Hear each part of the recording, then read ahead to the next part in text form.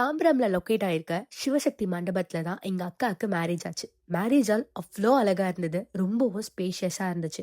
எனக்கு என்ன ஒரு கொரோனா, யாருப்பா அது முகூர்த்தத்தை 4:30 வச்சது? எழுந்துக்கிறதே எனக்கு முடியல. 3:30 மணிக்கெல்லாம் எனக்கு மிட் நைட்ரா, என்ன எதுக்குடா எழுப்புறீங்கன்ற மாதிரி இருந்துச்சு. எங்க அம்மால நான் அடிச்சுதான் எழுப்புனாங்க.